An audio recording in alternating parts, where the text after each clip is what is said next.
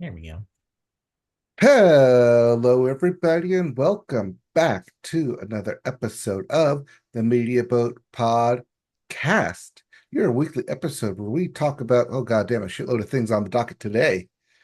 Uh, my name is Mike. His name is Matt. My name is Matt. His name is Mike. Thank you for joining us on the Media Boat Podcast today. Today is September the 24th, 2024. It is episode 454. A lot of fours. Maybe it's our angel number. We'll get to angel numbers later. But yeah, we have a lot to talk about, so let's get into it. Yeah, we got a lot to dive into. So let's get started with the music section. Start the music section with the Billboard. Start the Billboard with the Hot 100. And the hottest song in the land is still a bar song, Tipsy by Shabuzi. At 2, I Had Some Help by Post Malone, featuring Morgan Wallen. Coming in at 3, Espresso, Song of the Summer by Sabrina Carpenter. At 4, Good Luck Babe by Chapel Roan. And rounding at your top 5, Die with a Smile by Bruno Mars and Lady Gaga. Yeah, a little bit of moving around, but nothing we haven't seen before recently. Yep. As for your albums chart, your Billboard 200 at number 1. Why is this at number 1? That's a Days good Before question. Rodeo by Travis Scott. Yeah, Travis Scott, this is his 2014 mixtape that got a re-release, Mhm. was number two a couple weeks ago, went all the way down to below the Hot 100 and somehow shot back up this week. Don't know why. Don't know. At number 2, Short and Sweet by Sabrina Carpenter. At 3, The Rise and Fall of a Midwest Princess by Chapel Roan. Coming in at 4, F1 Trillion by Post Malone. And rounding at your top 5, One Thing at a Time by Morgan Wallen. If you didn't like any of those albums, we have new releases, starting with Paradise Pop 10 by Christian Lee Hudson. Sophie, all caps, by Sophie, all That caps. being a posthumous release, Sophie unfortunately passed a handful of years ago. This includes a lot of guest spots, including I believe Charlie XCX is on this. They collaborated back when she was alive. So We also have Shake, all caps, by Flower Bean. 13 by Juju. And lastly, a unknown out of nowhere. Who could have seen this coming? Times Square announcement. Lady Gaga with her latest album, Harley Quinn, partially because she's in the upcoming movie, uh, Joker of Folie à Deux. it's not just partially because it is literally because the album is called Harlequin and is supposed to be based on her role in the film. So it is a co-marketing thing. It Companion is piece. meshed. It is 100% connected. So it's unclear whether or not this is the album that Lady Gaga had been teasing, if you recall a few weeks back when we talked about that. I don't know if this is that or if there's another Lady Gaga album coming. I don't know. Not enough information. This was almost the music story this week, but I decided since we were going to mention it here in new releases, I decided not to go with it. Right, because we have Song of the Summer artist Sabrina Carpenter to talk about in Yeah. music news. Because even though she has the summer hits, she won't be going away this holiday season, as she will host a holiday variety music special on Amazon. I mean, Netflix. No. Sorry, everyone goes to Amazon. This one's on Netflix, featuring unexpected duets and comedic guests. Quote, it's titled A Nonsense Christmas with Sabrina Carpenter, which will air on December 6th. Uh, you have it at 6 p.m. I don't think it's live. So, Maybe it is. okay. The aforementioned special guests have yet to be announced. Sabrina Carpenter will perform songs from her holiday themed EP, Fruitcake, which she hopefully gets passed around, as well as other Christmas season classics.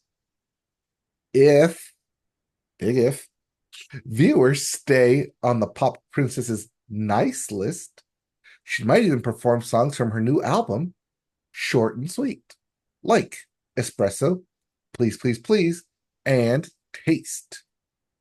Perhaps she'll do an Xmas rated outro to her ever changing hit, Nonsense. Yeah, I mean, that's really a surprise. Sabrina Carpenter is experiencing quite a jump in popularity, especially after this album release. Why not cap the year off with a special? With, recent example being Casey Musgrave's special. This seems to be following in the same kind of footsteps. And also, Sabrina Carpenter has proven that she has a very good comic sensibility, and so I think she could make a very funny special. So yeah, looking forward to it. See, you mentioned the Casey Musgrave special, but that must be because you forgot that the Kelly Clarkson special happened more recently than that. Because it was such a different thing. I didn't think about it. Was it? They were Yeah. singing, they were special guests. It was in a studio setting. Okay. Fine. All right. Um, and in other pop music news, Matt, I'm sorry to tell you that your lady in waiting is no longer waiting. Carly Rae Jepsen is officially engaged. Oh, I saw that. That's not Yeah. news. She's been with that guy for a while. So I'm not super surprised. All right. What should be super surprising is the albums that I listened to. I'm not too surprised, although I did do my homework. As soon as I saw on the doc that you had listened to one of these, I went and listened to it. I regret doing that, but we'll talk about it. All right. Let's start let's start in order here. Yeah, why not? All right, let's start. Okay, so I assumed you listened to this one. Yeah, so I mentioned angel numbers earlier. There's a reason for that. So apparently, 143 are Katy Perry's angel numbers, according to interviews that she's done. And that is what she has named her new album. Of course, people who have listened to this podcast will remember there was a bit of controversy when she announced this record. She's working with alleged sexual assaulter Dr. Luke on it. In fact, 10 out of the 11 tracks are co-written by him. And also the singles so far have really not made a dent in the Billboard Hot 100, nor on anybody's like interest level.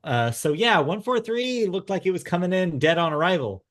And I'm happy to admit, while not as bad as I thought it was going to be, it's still not a good record. Oh no, this is definitely a good record. Mm. 10 years ago in 2014. Yeah, a Right little after bit. right after Teenage Dream came out, right after Yeah, Prism came out, maybe. this falls in line with everything from that era. It's listening to it did seem like a little bit of a flashback. It seems to incorporate a lot of sounds that maybe aren't super trendy right now. Perhaps this was on purpose. Why else would Katy Perry return to Dr. Luke, if not to return to an era in which she was making hits?